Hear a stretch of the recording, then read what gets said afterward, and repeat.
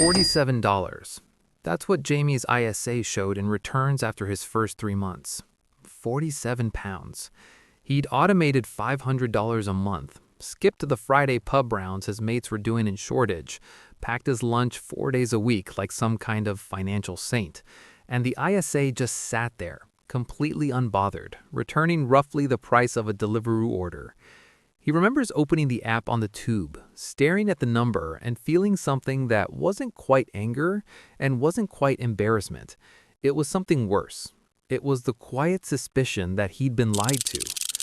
And if you felt that, if you've done the responsible thing, set up the direct debit, watched your index fund just sort of exist while your colleague is talking about some property deal, and your university friend just remortgaged and somehow bought a Tesla, if you've thought, maybe long-term investing is just for people who started earlier, earned more, or got lucky, I need you to stay with me. Because that feeling of nothing happening, that's not evidence that it's broken. That's evidence that you don't yet have the right lens to read what's actually going on. My name is Robert, and I spend, honestly, probably too much time thinking about why disciplined, intelligent people abandon wealth-building systems that would have genuinely transformed their lives. Specifically, that gap between what long-term investing looks like in the early years and what it's actually doing, and why that gap quietly destroys most people's financial futures before the real story even starts. Because here's what I've noticed. There's an invisible shift inside a long-term investment journey that almost nobody explains clearly. A point where the experience doesn't just gradually improve, it changes character entirely. Where the returns stop feeling like a polite consolation and start feeling almost aggressive in your favor. It has a name, the 15-15-15 rule. And once you see the 3 phases inside it, you cannot unsee them. If you're someone who wants to understand the real mechanics behind building serious wealth, not just hoping the numbers eventually do something interesting, hit subscribe and give this a thumbs up if it ends up changing how you see your investments. Because by the end of this, that monthly direct debit is going to look very different to you. Let's start with the honest version of what early investing actually feels like, the version the glossy financial adverts don't show you. You set it up, you do everything right. You read the ISA allowance rules, you pick a global index fund, you automate the contribution so you can't talk yourself out of it. And then 3 months later, you open the app and you're down 1.8% because the market had a week. You've put in nearly $1,500 and somehow you have less than $1,500. And your brain, your perfectly rational, pattern-recognizing brain, starts doing the math and arrives at a conclusion that feels completely logical. This isn't working. Here's what's actually happening. Your mind is built for linear feedback. Effort in, result visible. It's how every other system in your life operates. Your salary, your fitness, even your cooking improves with practice in ways you can see and feel. Compounding doesn't work like that, not remotely. In its early stages, compounding is honestly almost cruel. It demands years of consistent input before it returns anything that feels proportional to the sacrifice. It's like pushing a car that won't move. You're straining, you're sweating, and the car is just sitting there. And your brain, which is very good at recognizing patterns, looks at that and concludes, the pattern here is nothing is moving. But here's where it gets really interesting. That conclusion is completely, provably wrong. And the people who figure that out early are the ones who end up in an entirely different financial life by their mid-40s. The ones who don't are still pushing the car. Same effort, no momentum. So what is the 15-15-15 rule actually? It's not a magic formula. Think of it more like a timing map, a way of understanding that a long-term investment journey doesn't run in one gear, it runs in 3. And those 3 gears feel so different from each other that most people, experiencing only the first one, assume the whole machine is broken. Here's the framework. If you invest $1,500 a month consistently without stopping into a broadly diversified fund averaging roughly 15% annual growth, something remarkable happens around the 15-year mark. Now, 15% is aggressive for UK standards.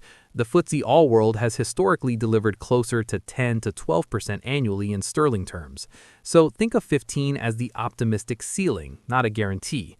But as a benchmark for understanding the shape of the journey, the rule holds.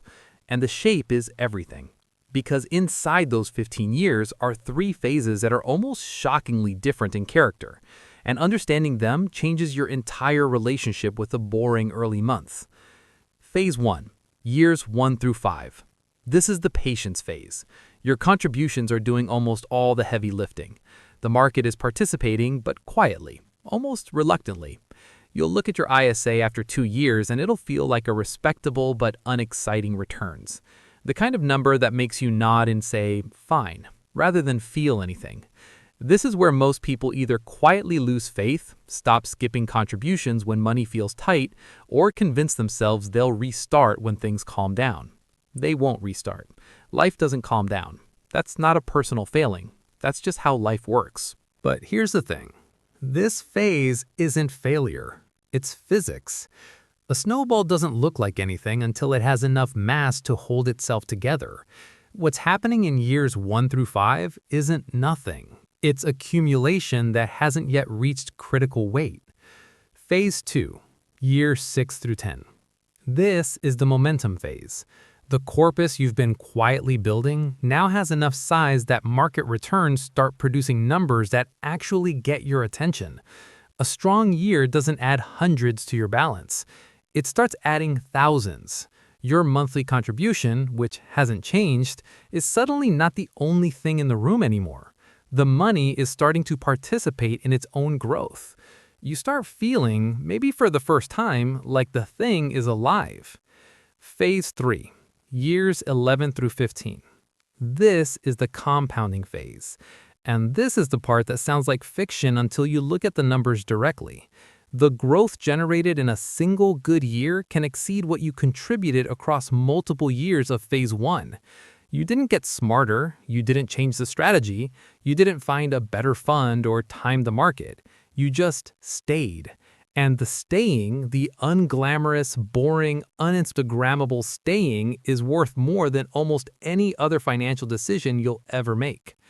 Let me make this real, because I know how easily this can stay abstract. Picture 2 people. Let's call them Marcus and Dan. Same jobs, same city, same £1,500 monthly contribution into a global index fund. Marcus starts at 28. Dan starts at 33. 5 years apart. Same discipline, same fund, same consistency. At 43, Marcus has been invested for 15 years. He's in phase 3, the compounding phase. His money is working harder than he is. His portfolio is doing things that honestly would have seemed implausible to him at 29 staring at that first month's return. Dan, at 43, has been invested for 10 years. He's entering phase 2. Real momentum, meaningful growth, genuinely encouraging numbers. But he hasn't crossed into phase 3 yet. He's still waiting for the gear change Marcus already made. The 5-year gap between them isn't just 5 years of contributions. It's the difference between being in the phase where your money accelerates and being in the phase where you're still waiting for the acceleration to begin. Those early years, the ones that feel like nothing, are the most expensive real estate in your entire financial life. You just can't see it while you're standing on them. Now, you might be thinking, what if I'm already 35, 40, 42? What if I didn't start at 28? The 15-15-15 rule isn't a shame framework, it's a lens. Wherever you are right now, you are 15 years from the compounding phase. The question isn't whether you started too late. The question is whether you start the clock today or postpone it again. But here's where most people genuinely expensively mess this up. They hit a visible milestone. The ISA breaks £20,000 for the first time, and something in the brain says, I've earned something. The car upgrade they've been putting off, a proper holiday. Maybe they start eyeing the money as a house deposit accelerator. And look, I get it, genuinely. Delayed gratification is exhausting. You've been disciplined for months, years maybe. You've said no to things. The feeling that you deserve to say yes to something is completely human. But here's the thing nobody tells you clearly enough. That 20,000 pounds you're thinking of touching, left alone at 15% average returns over 15 years, that specific chunk of money becomes approximately 162,000 pounds. You're not redeeming 20,000 pounds. You're trading 162,000 pounds for whatever you're about to buy. Is the thing you're buying worth 162,000 pounds to you? That's the only question that matters. The real villain here isn't your desire to celebrate. It's the way consumer culture is specifically engineered to intercept your money at the exact moment it becomes visible. You get a bonus, new car. Portfolio hits a milestone, luxury holiday. Society has quietly taught you that spending is the proof you've made it. The keeping, the compounding, the boring, staying in, that doesn't feel like success because nobody photographs it. But it is. It is the whole game. And there's something else that happens when you stay in long enough, something that never shows up in a performance chart but changes your daily life in ways that are genuinely hard to describe until you're on the other side of it. When you have nothing built, every unexpected cost is a small emergency. The boiler service, the car MOT, the dental bill that insurance doesn't quite cover. Each one arrives with this low-grade panic, this background financial anxiety that hums under everything. Your brain is in a permanent defensive crouch, and it's exhausting in a way that's almost invisible because you've just accepted it as normal. But when your ISA has been running for years and the balance has real weight behind it, something shifts. The small emergencies stop feeling like threats. You stop agonizing over the slightly more expensive train ticket or recalculating 3 times before booking anything. Not because you're suddenly wealthy, but because you have a foundation, and a foundation changes what feels dangerous. That mental bandwidth, the energy that used to drain away on $50 decisions, you get to redirect it toward bigger thinking, toward noticing opportunity, toward the decisions that actually move your life rather than just protect it. Honestly, this is what financially secure people actually do differently. It's not that they're smarter with money, it's that they freed up the brain space to think about it strategically rather than defensively. Look, the 15-15-15 rule isn't going to make you wealthy by next year. If you're starting at $500 a month, the timeline stretches. If you're at $1,000, you're somewhere in the middle. The math scales with you. What doesn't change is the shape. The 3 phases, the patience required to survive the first one, and the compounding phase that waits on the other side for anyone stubborn enough to stay. What changes, once you see the phases clearly, is your relationship with the boring middle chapter. You stop reading the slow early years as evidence that it's not working. You start reading them correctly, as the engine building phase, the part you have to pass through to reach the part that changes everything.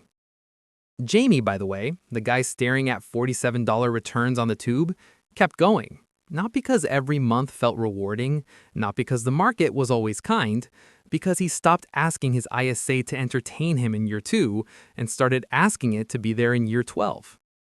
There's a version of you 15 years from now who either looks back at this moment and thinks, "I'm so glad I didn't stop," or wonders with real frustration why the boring early phase felt like enough reason to quit.